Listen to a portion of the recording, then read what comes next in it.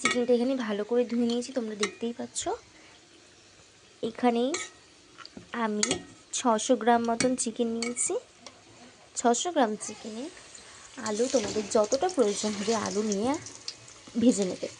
আমি এখানে আলু নিয়েছি, এর মধ্যে দিয়েছি একটু লবণ দিয়েছি আর দিয়েছি হলুদ গুঁড়ো, কালারটা একটু ভালো এসছে এই কারণেই। আর আমি দিয়েছি পেঁয়াজ, এখানে আমি বড় বড় 2টি পেঁয়াজ দিয়েছি। পেঁয়াজটাকে ভালো করে ভেজে নিতে হবে। আর একটু ব্রাউন হয়ে গেলে আমি পেঁয়াজের মধ্যে দিয়ে দেবো মশলা। পেঁয়াজটা যেহেতু গলে যাবে তাই মশলাটা কষিয়ে পরে পেঁয়াজটা দেব।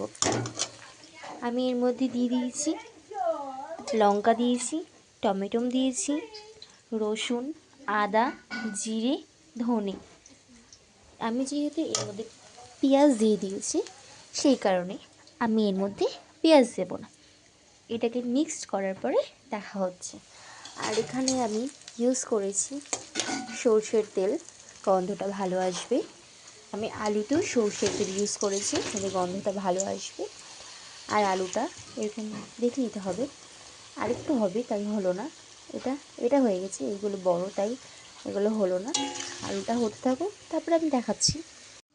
আমি পেঁয়াজটা ভেজে নিয়েছি, নামিয়ে নিয়েছি। এদিকে আলুটা হচ্ছে, আলুটা আরেকটু সেদ্ধ হবে তাই জন্য। আর এদিকে আমি পেঁয়াজের তেলটায় দিয়ে দেবো এখন মশলা। দেখাও, মশলাটা মিক্স করে রেখেছি, এই মশলাটা দিয়ে দেবো এখন এর মধ্যে।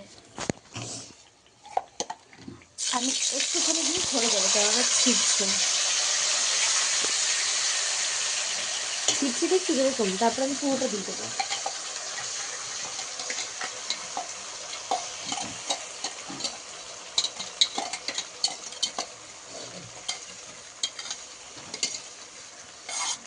অনেকেই একটা কাজ করেন, এইটা ধুয়ে আবার দিয়ে দেন এর মধ্যে, কিন্তু মাংসের ক্ষেত্রে এটা দেওয়া একদমই উচিত নয়, তাহলে একটা কাঁচা গন্ধ বেরোবে। আমি আঁচটা জোরে দিয়ে দেবো, এখন ফুটবে এটা টকবক করে। মশলাটা হওয়ার পর আমি এমনি দেবো পেঁয়াজ, তারপরে দেবো চিকেনটা আর আলুটা। মশলাটা হয়ে থাকুক, তারপর দেখাচ্ছি। আমার মশলাটি কষানো হয়ে গেছে, এরপরে আমি দেবো এখানে চিকেনটিকে আগে ভালো করে ধুয়ে নিয়েছি। চিকেন দিয়ে দিলাম, চিকেন এই কষাতেই থাকবো। এটা অনেকটা দেখে মাটনের মতন লাগছে, বাট এটা চিকেন। তো এটা কষানো হোক, তারপরে দেখাচ্ছি। আমি এখানে দিয়ে দিচ্ছি পেঁয়াজ, ভাজা পেঁয়াজ, আর দিয়ে দেবো আলু, কেননা আলুটার মধ্যে মশলাটা ঢুকতে হবে এই কারণে।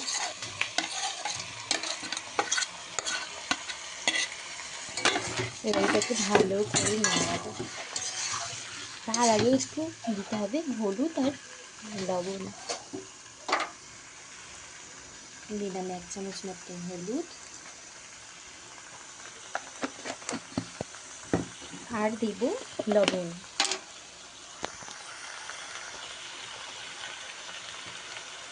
স্বাদ মতো লবণ।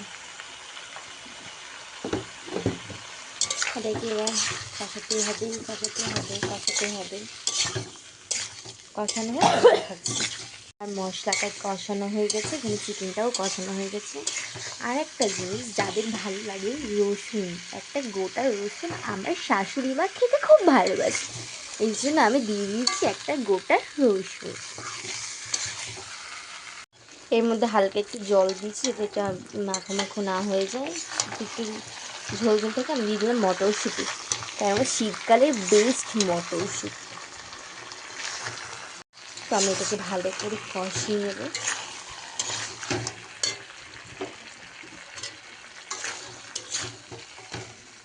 এটা হতেই থাকবে যতক্ষণ না চিকেনটা সিদ্ধ হচ্ছে, ততক্ষণ এটা হতেই থাকবে। এটা আপাতত 45 মিনিট পরে হওয়ার চান্স আছে, ততক্ষণ হোক, তারপরে আমি দেখাচ্ছি। তো আমি এর মধ্যে দিয়ে দিয়েছি জল। এবার এটাকে ভালো করে এরকম করতে হবে। এটা আবার কিছুক্ষণ ফুটবে, ফোটার পরে আমি এর মধ্যে মশলা দিয়ে নামিয়ে দেবো। ঝোলটা শুকিয়ে এসেছে, মাখা মাখা হয়েছে। এরপরে আমি দেবো গরম মশলা।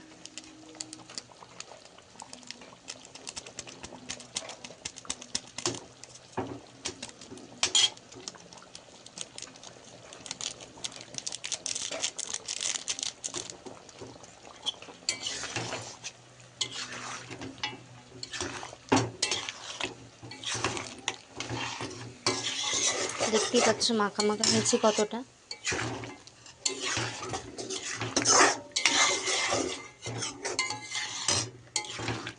এটা এবার সার্ভ করে দেখাচ্ছি। আমার কষা কষা মাংস তৈরি। আর এই যে আমার শাশুড়ি মার জন্য একটা গোটা রসুন রান্না করেছি আমি। তো এটা ভাতে বেড়ে আমি আমার শাশুড়ি মাকে খেতে দেবো। ঠিক আছে, টাটা। আমি আমার শাশুড়ি মায়ের পাতে দিয়ে দিয়েছি রসুনটা। খেয়ে বলো তো শাশুড়ি মা কেমন হয়েছে? এটা রান্না হয়েছে, মুখে দেওয়া যায়?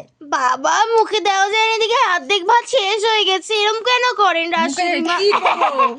শাশুড়ি মা কি করবো, এখন রান্না করছিস, খাওয়া যাচ্ছে না, ফেলে দেবো পয়সার জিনিস, তাই বেঁচে বেঁচে খাচ্ছি। দেখ একটু কি খেয়ে রান্না, একটু খেয়ে দেখুন না মুখে। মুখে দেওয়া যাচ্ছে না, তাও দিচ্ছি।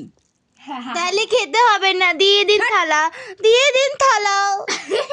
শাশুড়ি মা খেয়েই যাচ্ছে। এটা কি? এইটা ঠ্যাং, খাবে নাকি শাশুড়ি? এই রাখেন তো, আমার ভাতে হাত দেয়। এটা কি বড় বড়? এই রাখেন রাখেন, আমি খাবো লেগ পিস। আর আমার বেঁচে বেঁচে কি দিছে এইসব? কি বলে বলে হাবি যাবি, কি ফেলাই দেবে? ঠিক আছে, দেন দেন খাওয়া যায় নাকি? নে তুই দেন খা, নে, দেন নে, দেন, খা। নিনি নে, নিনি। খা, হ্যাঁ।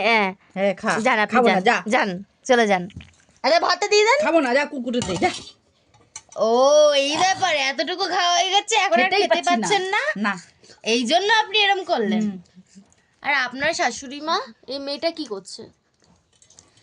এই ননদটা না খুব বাজে, খালি খেয়ে যায় খেয়ে যায় খেয়ে যায়, খালি খাওয়া খাওয়া খাওয়া।